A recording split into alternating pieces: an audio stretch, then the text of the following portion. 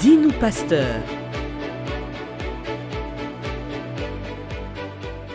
Shalom bien-aimés, bienvenue à notre nouveau numéro Dis-moi pasteur.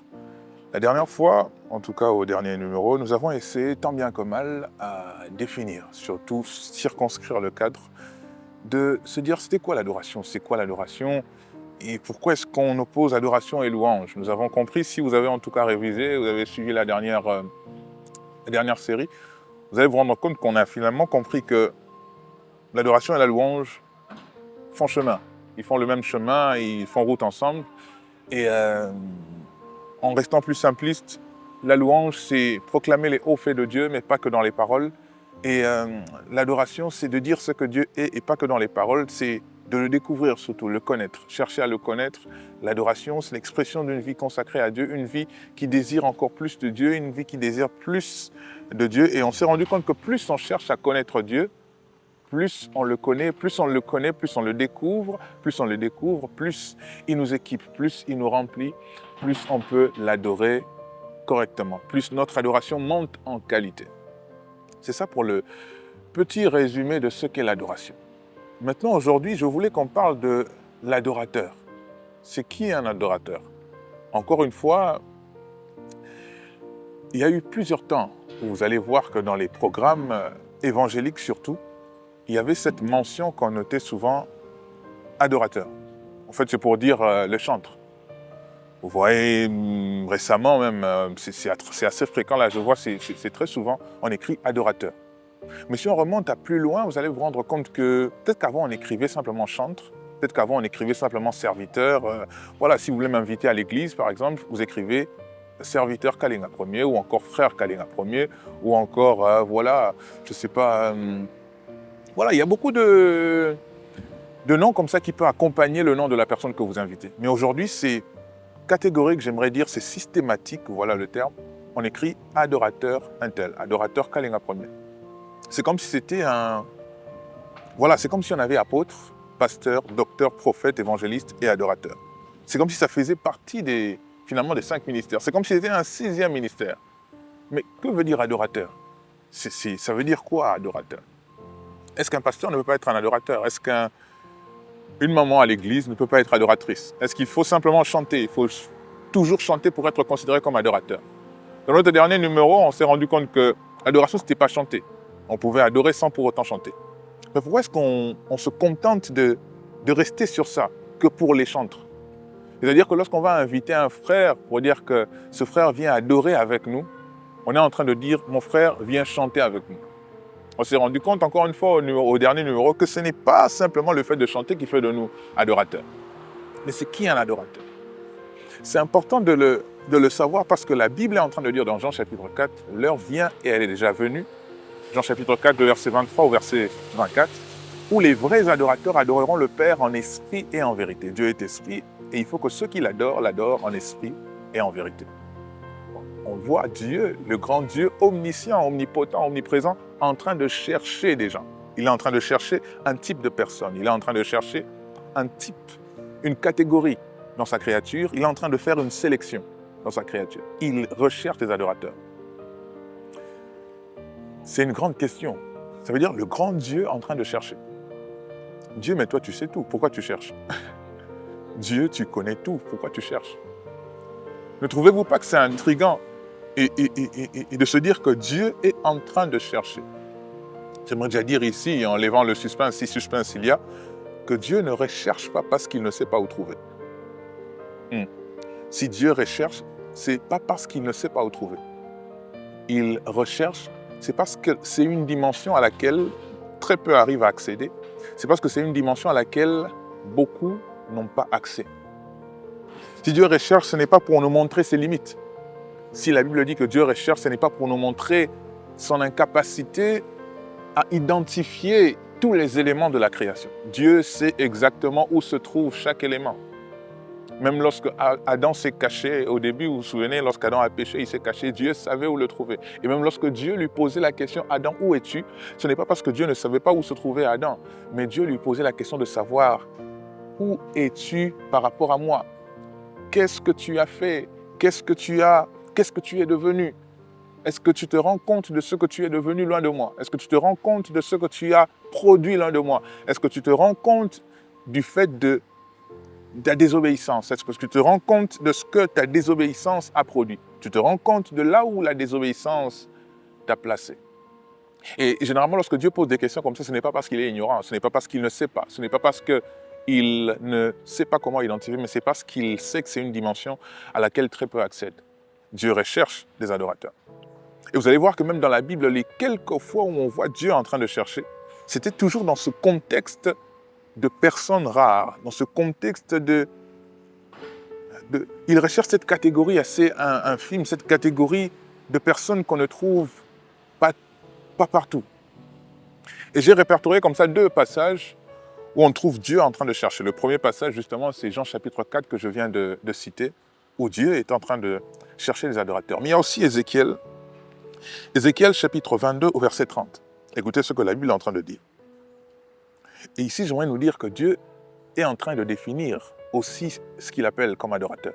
C'est comme si Dieu était en train de chercher l'adorateur dans Jean chapitre 4 et dans Ézéchiel chapitre 22 verset 30, on nous donne la définition d'un adorateur. J'aimerais insister encore que l'adoration, ce n'est pas seulement le chant.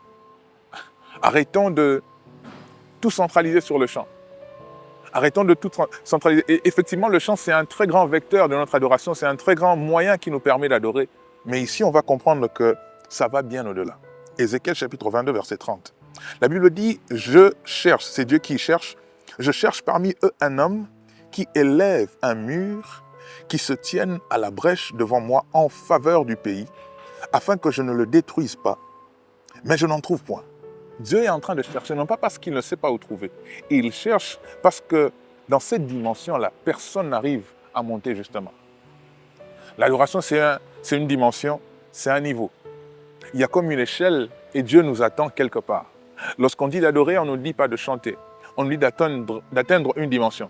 Et ici, on nous montre une autre dimension de l'adorateur. L'adorateur, celui que Dieu cherche, c'est celui qui sait élever un mur, qui se tienne à la brèche, devant moi en faveur du pays, afin que je ne le détruise pas et je n'en trouve point. Vous savez, ce passage, lorsqu'on définit l'adorateur dans cette dimension, ça me fait penser à qui? Ça me fait penser à Papa Alain Moloto, encore une fois. Je pense vraiment à Papa Alain Moloto. Cette dimension de l'adorateur qui est non seulement un chanteur, qui est non seulement un musicien, mais qui porte un fardeau, mais qui a une mission pour une saison, pour une génération, qui sait se tenir à la brèche, qui intercède. Je nous ai dit, lorsque la Bible est en train de parler de l'adoration, Jésus et la femme samaritaine, on ne voit nulle part où on nous parle de chant, mais on parle quand même de l'adoration. Ça veut dire que c'est un ensemble, l'adoration est un ensemble dans lequel on peut trouver les danses, on peut trouver les paroles, on peut trouver les silences, on peut trouver les chants, on peut trouver l'intercession. L'adorateur, c'est celui à qui Dieu confie un mandat. Un mandat pour une famille, un mandat pour une destinée, un mandat pour un peuple, un mandat pour une nation et bien plus encore. Je vais lire une autre version. La Bible dit « J'ai cherché parmi eux quelqu'un qui construise un mur de défense, qui garde les murs en face de moi pour le bien du pays, afin que je ne le détruise pas. » L'adorateur est comme un rempart qui, passez-moi le terme, qui empêche à Dieu de détruire un pays. Vous savez à qui je pense encore? Je pense à Abraham, lorsque Dieu est sur le point de détruire Sodome et Gomorrhe. La Bible dit qu'Abraham, il se considère d'ailleurs comme un adorateur parce qu'il est en train de dire à ses serviteurs, vous restez ici, je vais aller adorer sur la montagne, moi et mon fils. C'est d'ailleurs la première fois qu'on parle de ce mot adorer, de ce verbe adorer et de ce mot adoration. Abraham, lorsqu'il est en train de parler à Dieu concernant Sodome et Gomorrhe, il est en train d'intercéder pour un peuple. C'est comme si la destinée de toute une nation reposait, le sort de toute une nation reposait sur la prière d'Abraham. Et il va procéder par élimination comme ça pour dire à Dieu, ne détruis pas ce peuple. Même si tu trouvais 10 justes, même si tu trouvais 5 justes, ne détruis pas ce peuple, jusqu'à ce qu'il a trouvé que la famille de Lot. Vous voyez cette dimension de l'adoration? C'est une dimension où tu n'es pas là que pour dire à Dieu ce qu'il est. Ce n'est pas une dimension où tu n'as juste pas que des mots à présenter à Dieu, mais tu présentes ta vie. Tu fais partie du cercle, du conseil de Dieu. Tu fais partie du conseil de Dieu, là où les choses se décident. L'adorateur, c'est celui qui fait partie du conseil de Dieu. C'est celui qui élève un mur de défense. L'adorateur, c'est celui qui se tient à la brèche. L'adorateur, ce n'est pas seulement celui qui chante. Alors, comme je dis la dernière fois, il y a cette usure sémantique, cet abus aussi de langage, où on considère exclusivement tous les chantres comme des adorateurs. Je vous ai dit ici, c'est comme si ça faisait partie d'un 6e ministère. On avait des apôtres, des prophètes, des docteurs, des évangélistes, des pasteurs et des adorateurs. Ce n'est pas du tout ça. L'adoration n'est pas un 6e ministère. L'adorateur, un pasteur peut être adorateur, un évangéliste peut être adorateur, un prophète peut être adorateur, peu importe le poste ou encore la fonction que vous occupez dans le corps du Christ ou encore à l'Église, vous pouvez être adorateur. Là, on est bien d'accord. Ici, on est en train de comprendre que l'adorateur, c'est celui qui se tient à la brèche. L'adorateur, c'est la sentinelle. L'adorateur, c'est celui qui porte un fardeau. C'est celui à qui Dieu a confié un mandat. Et ça, c'est une dimension plus grande encore. Et vous allez voir que même lorsque vous accédez à ces dimensions-là de connaître Dieu en profondeur, Dieu ne peut plus rien vous cacher. Cette dimension de l'adoration où tu dis à Dieu, Seigneur, ne fais rien dans ma famille sans moi. Cette dimension de l'adoration où tu dis à Dieu, Seigneur, je ne veux pas que des choses m'arrivent sans que tu ne m'aies prévenu. C'est cette dimension qu'Abraham avait atteint. Mais comment Abraham a fait pour atteindre cette dimension? Vous allez voir. Quand vous lisez Genèse 12, 13, 14, Abraham fait une rencontre avec Dieu. Il fait une première rencontre, Dieu lui parle, Dieu l'indique de suivre un certain chemin. Et lorsque vous arrivez au chapitre 15 et au chapitre 16, vous voyez Dieu revenir et il se présente à Abraham, même au chapitre 18, Abraham reconnaît Dieu. Pourquoi il le reconnaît? Parce qu'il l'avait déjà rencontré. Abraham connaît Dieu. Abraham découvre de plus en plus qui est Dieu. Et plus il découvrait qui est Dieu, plus il pouvait le reconnaître. La Bible dit d'ailleurs au chapitre 18, Abraham se tenait sous les chaînes de Mamré. Il va voir des hommes venir à lui et il va se prosterner devant ces hommes. Pourquoi? Parce qu'il a compris que c'était Dieu. Comment il savait? C'est parce qu'il était sensible. Cette sensibilité te permet de devenir encore adorateur. Plus tu aiguises ta sensibilité, plus ton adoration monte en qualité. C'était un adorateur parce qu'il pouvait reconnaître Dieu même lorsque Dieu se manifestait, que ce soit dans une théophanie, que ce soit dans différentes façons que Dieu avait de se manifester, Abraham pouvait le reconnaître. Et plus il devenait intime à Dieu, plus il se tenait à la brèche, plus Dieu ne pouvait plus rien lui cacher. C'est Dieu d'ailleurs qui parle. Cacherai-je à Abraham ce que je serai sur le point de faire? Ici, je nous parle d'une dimension de l'adoration où l'adorateur n'est pas simplement ce frère que vous allez appeler pour chanter. Vous savez, avant, dans les églises, on écrivait animateur. On écrivait animateur. On vous invite, le frère Kalinga premier va venir, ce sera l'animateur. Après, ça a commencé à changer. Il y a maintenant ce titre, voilà, c'est prestigieux, adorateur. Parfois, on fait même anglais, worshipper. Mais ça, il faut sortir de cette mauvaise définition des choses. De considérer que celui qui chante, c'est l'adorateur. L'adoration ne se limite pas qu'au chant. Et même tous ceux qui portent ce nom d'adorateur doivent se mettre à l'esprit qu'il y a une dimension plus grande. Cette dimension où tu portes un manteau, où tu portes un peuple, où tu portes, au niveau de tes genoux, la destinée de tout un peuple. Et c'est là, lorsqu'on atteint cette dimension, qu'on se rend compte qu'il faut que notre vie, effectivement, soit une vie consacrée à Dieu. Il faut que notre vie soit une vie consacrée à Dieu. Parce que vous n'êtes pas sans savoir, en tout cas, que dans l'église, les chantres ont mauvaise presse. Les instrumentistes, les musiciens, les chanteurs, ils sont considérés comme les pas très spirituels. C'est eux qui, lorsque la prédication commence, sortent. Ils finissent de chanter et ils s'en vont. C'est eux qui sont souvent sujets à bien des scandales. C'est eux qui sont souvent sujets, on va dire ça comme ça, de moqueries. C'est eux qui sont souvent, Jésus est en train de dire, il est inévitable que le scandale n'arrive, mais malheur à celui par qui le scandale n'arrivera. Dans l'Église, on va se dire que c'est souvent les chantres qui sont la porte, en fait, par laquelle le scandale passe, par laquelle le scandale entre. Ce que je ferai ici, ce n'est de ne pas vous dire que c'est faux ou encore que c'est absolument vrai. J'aimerais juste nous inviter à considérer, encore une fois, que pour que nous puissions nous relever de tout ça, pour que nous puissions sortir de tout ça, pour que nous puissions être debout, une église assise, la solution, c'est de se considérer comme adorateurs au sens de ceux que Dieu cherche, ceux qui se tiennent à la brèche, ceux qui construisent un mur pour que Dieu ne puisse pas détruire le pays. La conscience de ce fardeau, la conscience de cette mission-là va conditionner notre marche. Vous savez, lorsque vous avez un... Allez, les chantres font souvent, lorsque vous avez un concert, vous allez préparer votre voix en fonction du concert, par les exercices physiques, par votre préparation dans l'alimentation, etc. Et les sportifs aussi ont des exercices qu'ils font pour les grands événements. Ils ont un rythme, une discipline à suivre pour les grands événements. Ils ont une ligne de conduite pour les grands événements.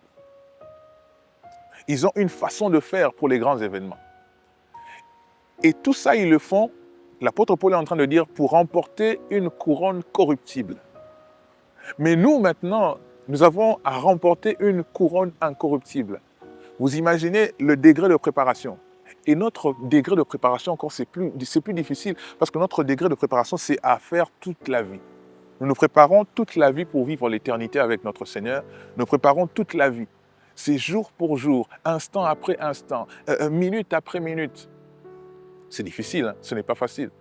C'est grâce au Saint-Esprit qu'on peut y parvenir. C'est grâce à l'Esprit de Dieu qu'on peut marcher selon les volontés de Dieu. D'ailleurs, la Bible dit de marcher selon l'Esprit. Marcher selon l'Esprit. Qui est l'adorateur? C'est celui qui se tient à la brèche. C'est celui qui élève un mur pour que Dieu ne détruise pas le pays. L'adorateur, ce n'est pas seulement le chantre. Oui, l'adorateur peut être aussi un chantre. L'adorateur peut être un pasteur, l'adorateur peut être toute personne autour de vous. Du moment où la personne considère que ma vie est une vie consacrée à Dieu. Ma vie est une vie placée sur l'autel. L'apôtre Paul est en train de dire, d'une manière d'ailleurs plus éloquente, « Je vous exhorte donc, frères, par les compassions de Dieu, à offrir vos corps comme des sacrifices. »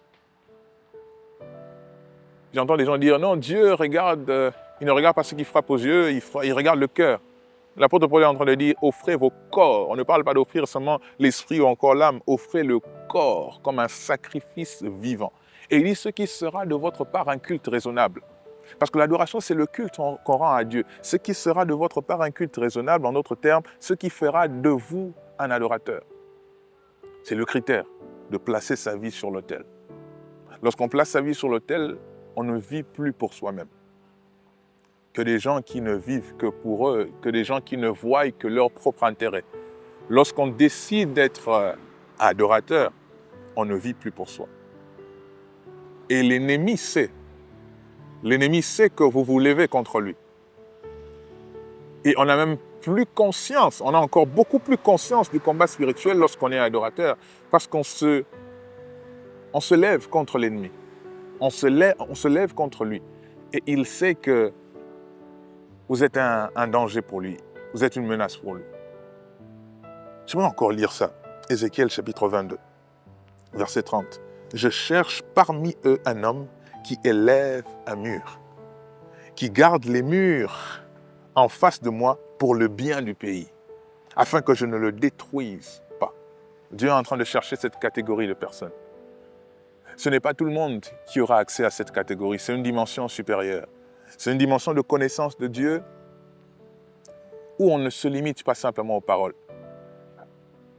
Parce que écoutez encore une fois les interviews, écoutez encore comment les gens échangent sur la question. On a trop limité l'adoration au chant. Et même lorsqu'on va dire à un frère, mon frère, conduis-nous dans les temps d'adoration, on est en train de lui dire simplement, mon frère, chante. Contente-toi de chanter. Mais dans l'adoration, il ne suffit pas simplement de chanter. Il ne suffit pas simplement de se contenter de chanter. Il suffit de faire partie, d'entrer dans le conseil de Dieu. En tant qu'adorateur, tu dois te révolter. Il ne faut pas que des choses se passent autour de toi sans que tu ne les saches. Il ne faut pas que Dieu soit en train de faire des choses sans toi. Il ne faut pas que Dieu soit en train d'accomplir des choses sans toi. Il est en train de dire, cacherai-je à Abraham ce que je serai sur le point de faire? Cacherai-je à l'adorateur ce que je suis sur le point de faire. Dieu ne cache rien aux adorateurs. C'est ainsi que lorsque l'adorateur est un chantre, par exemple, sa musique sera inspirée. Sa façon de chanter sera inspirée. Un homme de Dieu était en train de dire, quand un homme chante sans l'Esprit de Dieu en lui, ceci est semblable aux cymbales qui retentissent. Lorsque on chante sans inspiration, lorsqu'on chante sans la révélation de Dieu, on peut être emporté par la volonté des hommes. On peut être emporté par la volonté du marché. Mais lorsqu'on est inspiré, on transmet la pensée de Dieu. Et la pensée de Dieu encore se transmet en fonction des saisons. La pensée de Dieu se transmet parce qu'on a un mandat. Et l'adorateur, je vous ai dit, c'est celui qui a un mandat. Il a une mission. Il est en mission. C'est un guerrier, c'est un intercesseur. L'adorateur, c'est une dimension encore plus élevée. Celui qui élève un mur pour que Dieu ne détruise pas le pays.